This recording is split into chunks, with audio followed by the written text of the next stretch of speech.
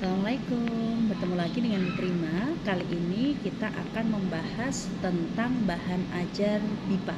Jadi, seperti apa sih bahan ajar yang digunakan oleh guru untuk mengajar bahasa Indonesia untuk penutur asing? Oke, jangan lupa ya, sebelumnya Bu Prima sudah menyampaikan bahwa BIPA itu levelnya ada 7. Jadi ada 7 jenjang mulai level 1, 2, 3, 4, 5, 6, 7. Yang lupa bisa dilihat lagi ya video-video sebelumnya. Oke, nah hari ini karena kita membahas bahan ajar BIPA, maka kita harus mengetahui dulu apa yang dimaksud ya. Bagaimana definisi bahan ajar BIPA? Jadi bahan ajar BIPA adalah materi yang sistematis untuk mendukung pencapaian kompetensi pembelajar BIPA. Nah, fungsi utamanya itu ada beberapa. Yang pertama sebagai sumber informasi dan pengetahuan, kemudian sebagai pedoman pembelajaran, kemudian sebagai sarana latihan keterampilan, dan yang terakhir sebagai media integrasi budaya. Nah, karena fungsinya banyak sekali dan semuanya penting, maka prinsip utamanya harus diperhatikan bahwa bahan ajar BIPA itu harus kontekstual, harus komunikatif, harus adaptif dan integratif antara bahasa dan budaya Indonesia. Karena ingat, yang dipelajari itu tidak hanya bahasa Indonesia, tetapi mereka juga harus tahu, harus memahami bagaimana budaya Indonesia. Karena bahasa yang dipelajari, bahasa Indonesia, ya memang harus digunakan sesuai konteks budaya masyarakat Indonesia. Ingat ya, prinsip utama tadi. Nah, selanjutnya teman-teman, jenis-jenis bahan ajar BIPA itu yang pertama ada buku teks utama ya. Teman-teman bisa mengambil ya dari Badan Bahasa juga menyediakan ya, ada Sahabatku Indonesia, kemudian ada buku BIPA lainnya ya, itu bisa teman-teman gunakan. Nah, ini ada BIPA umum level 1 sampai 7 dari Kemendikbud ya, seperti yang Ibu sampaikan tadi. Dan ini strukturnya sudah sistematis dengan evaluasi yang komprehensif, mencakup semua keterampilan. Kemudian ada juga bahan tambahan. Jadi kalau misalnya teman-teman menggunakan buku utamanya dari Kemendikbud, kemudian teman-teman merasa ini kurang atau ada hal-hal yang ingin teman-teman integrasikan, maka teman-teman bisa membuat atau menyusun bahan tambahan. Kemudian yang ketiga ada bahan digital. Bahan digital ini semua bahan ya, semua materi yang bisa membantu juga, tapi bentuknya digital.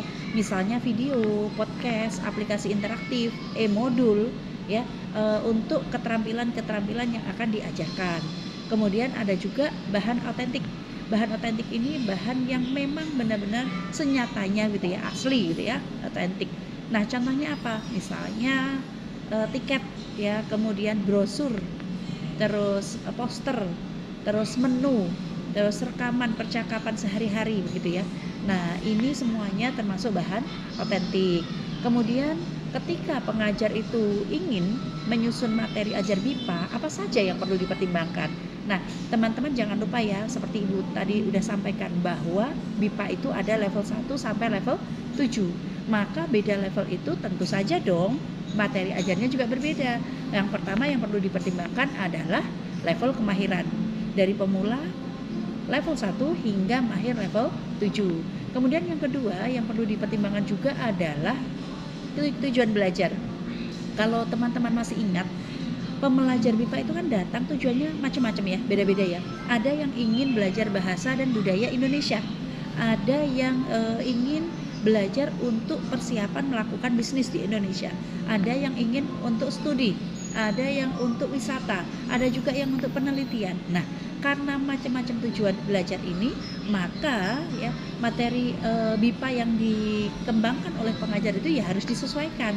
Jangan sampai ingin misalnya belajar tentang penelitian, riset, tetapi teman-teman hanya mengajarkan tentang budaya, tentang komunikasi sehari-hari gitu ya. Jadi harus disesuaikan dengan tujuan belajarnya.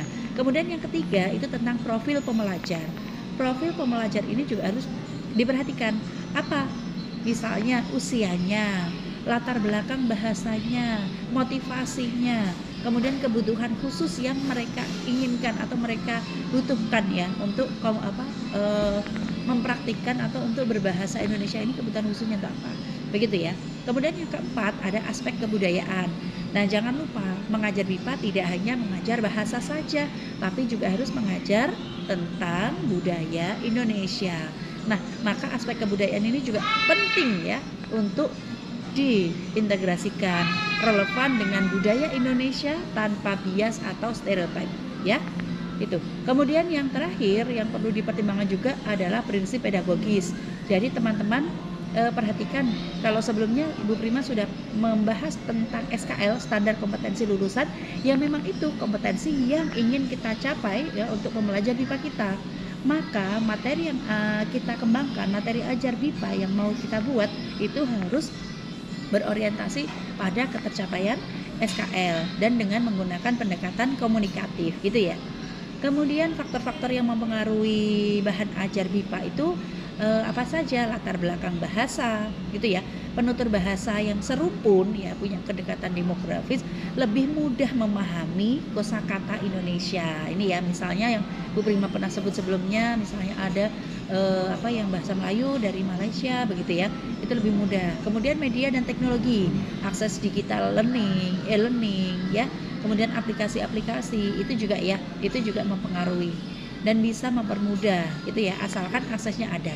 Kemudian ketersediaan waktu, program intensif versus reguler itu membutuhkan pendekatan yang berbeda ya, karena intensif itu ya memang lebih intens, frekuensinya lebih banyak begitu ya. Nah ini tentu memerlukan materi ajar yang berbeda.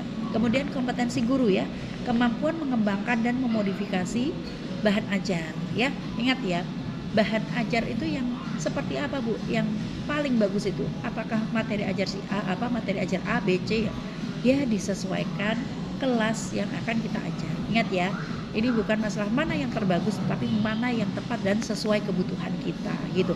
Kemudian konteks sosial budaya, kelas internasional versus hanya homogen heterogen itu ya, dan berbagai kebutuhannya. Itu faktor-faktor yang mempengaruhi. Kemudian problematika bahan ajar BIPA itu seperti ini teman-teman. Pada umumnya banyak yang pakar yang berpendapat bahwa memang materi ajar BIPA ini lebih banyak atau cenderung fokus pada linguistik. Nah, atau bahasa lainnya adalah fokus linguistik yang berlebihan.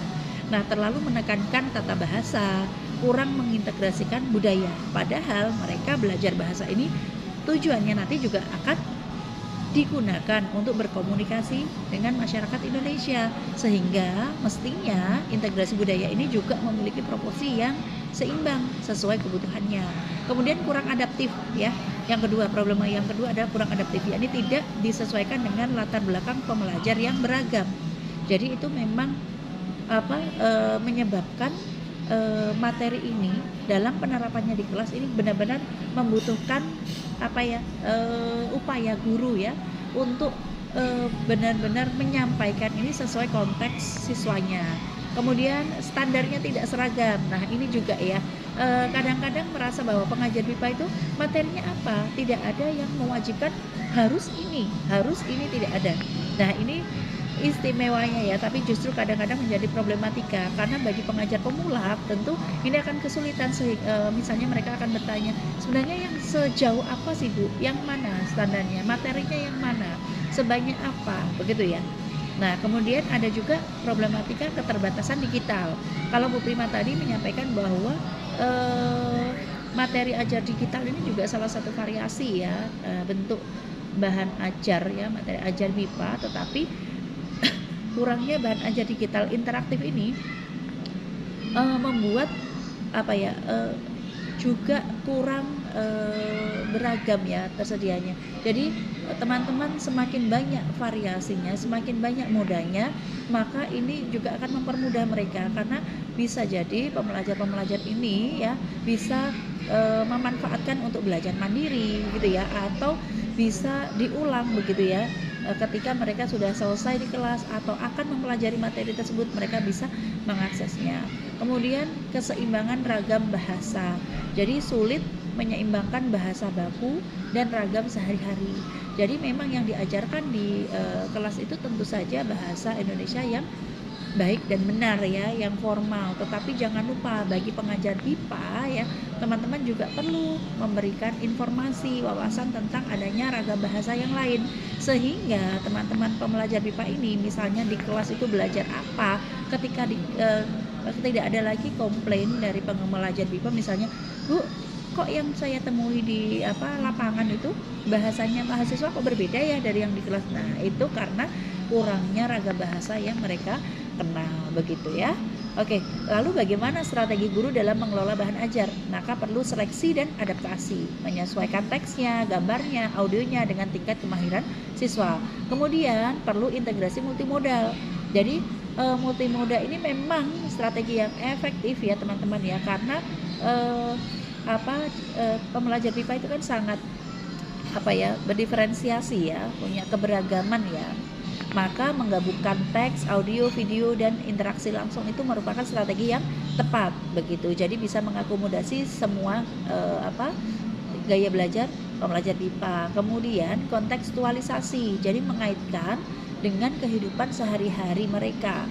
Jadi mengaitkan juga konteks di mana mereka itu belajar MIPA, konteks di mana mereka akan mempraktikkan bahasa Indonesia.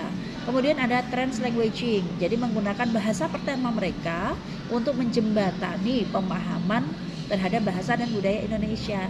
Jadi ini bukan merupakan sebuah hambatan ya, tapi justru bahasa ibu atau bahasa yang mereka miliki, mereka kuasai sebelumnya itu dapat digunakan menjadi jembatan untuk mempermudah belajar bahasa Indonesia, untuk mempermudah memahami budaya Indonesia ya. Ini juga strategi yang tepat begitu. Kemudian refleksi dan umpan balik. Jangan lupa ya, tetap melakukan diskusi dan refleksi lintas budaya. Itu menggunakan bahan ajar yang telah teman-teman pengajar siapkan begitu.